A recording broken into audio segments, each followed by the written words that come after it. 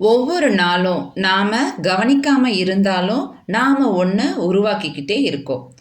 கல்லும் சிமெண்ட்டும் வச்சு இல்லைனாலும் நம்முடைய நம்பிக்கை, முடிவுகள், முயற்சிகள், மனநிலை அப்படிங்கிற செங்கல்லை வச்சு நம்முடைய வாழ்க்கை என்னும் கட்டடத்தை கட்டிக்கிட்டு இருக்கோம்.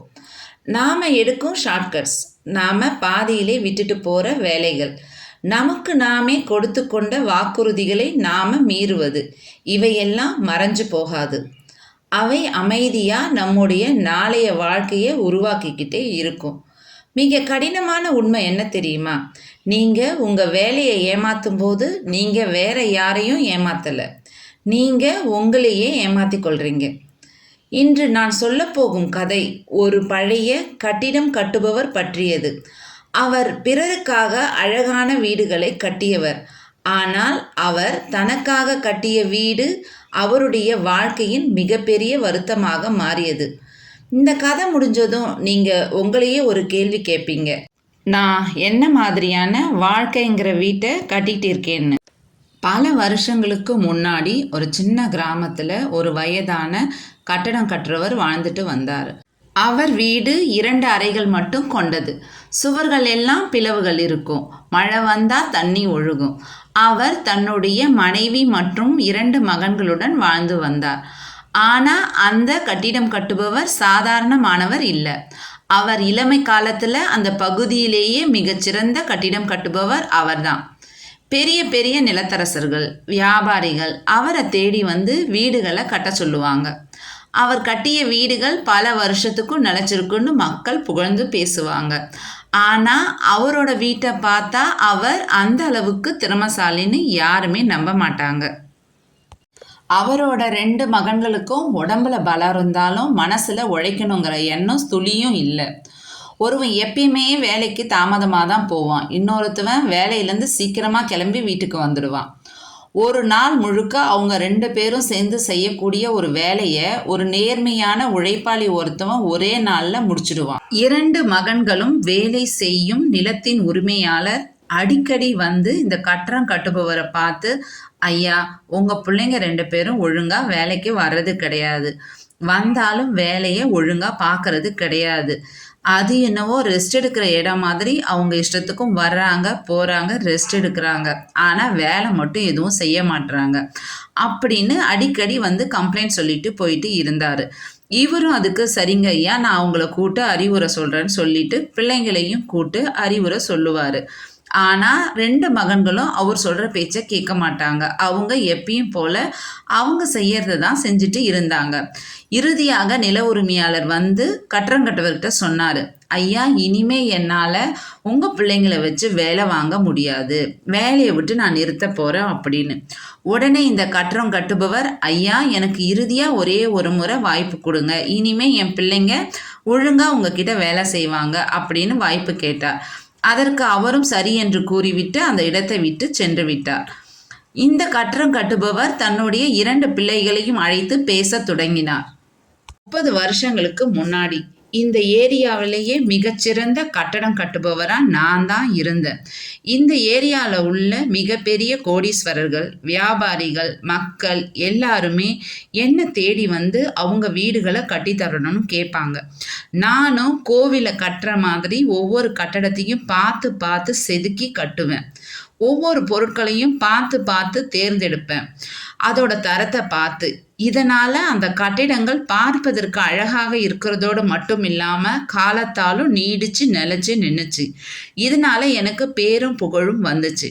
காலங்கள் பல உருண்டு ஓடிட பல வருடங்களுக்கு பிறகு எனக்கு ஓய்வு தேவைப்பட்டுச்சு. என்னோட வயது மூப்பின் காரணமாக நான் போய் என்னோட முதலாளியை பார்த்து சொன்னேன், ஐயா, எனக்கு வயசாகிட்டே போகுது, என்னால் முன்ன மாதிரி வேலை செய்ய முடியலை, அதனால் நான் ஓய்வு வாங்கிக்கணும்னு நினைக்கிறேன், எனக்கு நீங்கள் ஓய்வு கொடுங்கன்னு நான் கேட்டேன். அதுக்கு அவர், உன்னோட காரணம் எனக்கு புரியுது, இருந்தாலும் எனக்கு இறுதியாக ஒரே ஒரு உதவியை மட்டும் செய்யன்னு கேட்டார். நானும் என்னங்க ஐயான்னு கேட்டேன். எனக்காக நீ ஒரே ஒரு வீட்டை இறுதியாக கட்டி முடிச்சு கொடுத்துடு அப்படின்னு அவர் கேட்டார். நானும் மனசு இல்லாமல் ஒத்துக்கிட்டு வந்துட்டேன்.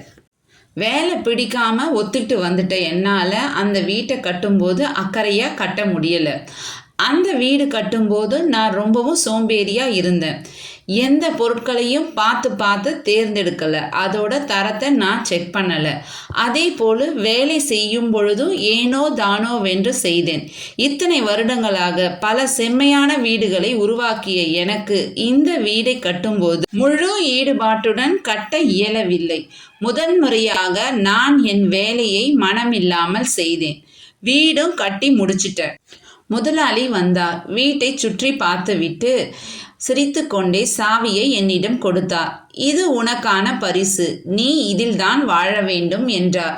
இத்தனை வருடங்களாக நீ கஷ்டப்பட்டு எனக்காக உழைச்சதுக்காக நான் தரக்கூடிய அன்பு பரிசு என்றார். அந்த நிமிடம் என் இதயம் உடைந்தது. நான் கவனமில்லாம கட்டிய வீடு அது என் வீடாக மாறியது. இப்போது நம்ம வாழற வீடு அந்த வீடு தான்.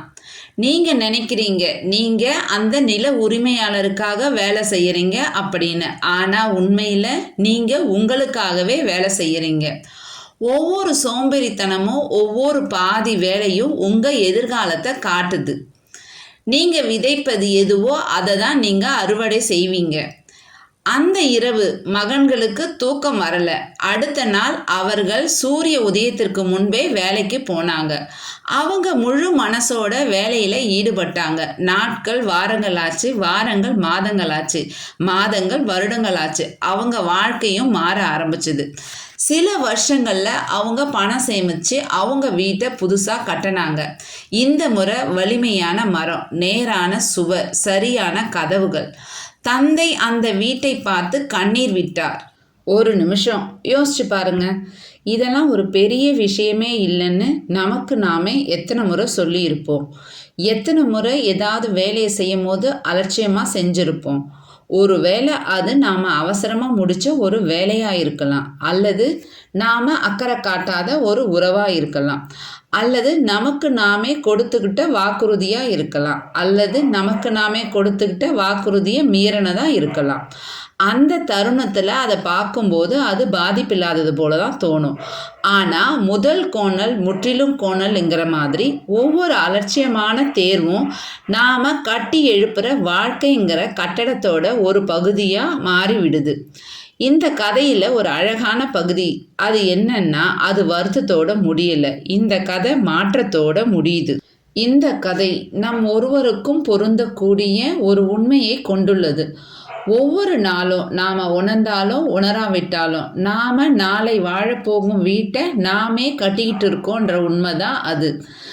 நமது வேலை, நமது பழக்க வழக்கங்கள், நமது தேர்வுகள், நமது நேர்மை, இவைதான் நமது எதிர்காலத்தின் செங்கற்களும் உத்திரங்களும். நாம் குறுக்கு வழிகளை பின்பற்றும் போது நமது முழு திறமையையும் வெளிப்படுத்தாத போதும் இது ஒரு பொருட்டல்ல என்று நமக்கு நாமே சொல்லிக்கொள்ளும் போதும் நமது சொந்த சுவர்களில் நாமே கோணலான ஆணிகளை அடிக்கிறோம். ஒரு நாள் நாம் அந்த சுவர்களுக்குள் தான் வாழ வேண்டி இருக்கும். கவனத்துடன் கட்ட தொடங்குவதற்கு ஒருபோதும் தாமதமாகாது. ஒரே இரவில் எல்லாவற்றையும் மாற்ற வேண்டிய அவசியமும் இல்லை. உங்களுக்கு முன்னால் இருக்கும் அடுத்த விஷயங்களை நீங்கள் அணுகும் விதத்தை மாற்றினால் மட்டும் போதும். அடுத்த பணி, அடுத்த உரையாடல், அடுத்த தேர்வு, அது உங்களுடையது போலவே அதை கட்டுங்கள். ஏனென்றால் அது உங்களுடையது தான். உங்கள் தொழில், உங்கள் உறவுகள், உங்கள் ஆரோக்கியம், உங்கள் குணம், இவை அனைத்திற்குள்ளும் வாழப்போவது நீங்கள் தான். ஆம், நீங்கள் மட்டும்தான். செயல் இல்லாத பார்வை ஒரு கனவு, பார்வை இல்லாத செயல் ஒரு கெட்ட கனவு. ஒரு சிறந்த வாழ்க்கையை பற்றி வெறும் கனவு மட்டும் காணாதீங்க. ஒவ்வொரு நேர்மையான நாளிலும் அதை கட்டுங்கள். வலியின்றி வெற்றி இல்லை. அகராதியில் மட்டுமே வெற்றி என்பது வேலைக்கு முன் வருகிறது. மற்ற எல்லா இடங்களிலும் வேலைதான் முதலில் வருகிறது. ஆகவே நீங்கள் மனதில் கொள்ள வேண்டிய ஒரு எளிய கேள்வி இதோ. இன்று நீங்கள் எத்தகைய வீட்டை கட்டுகிறீர்கள்? யாரோ உங்களை கவனிக்கிறார்கள் என்பதற்காக அல்ல, மாறாக நீங்கள் உருவாக்கும் வாழ்க்கை உங்களுடையது என்பதால் உங்கள் சிறந்ததை செய்யுங்கள். இப்போது கமெண்ட் பகுதியில் சொல்லுங்க, உங்கள் வாழ்க்கையில் நீங்கள் எந்த ஒரு விஷயத்தில் சமரசம் செய்து கொண்டு இருக்கிறீர்கள்? இன்றிலிருந்து நீங்கள் என்ன வித்தியாசமாக செய்ய போறீங்க?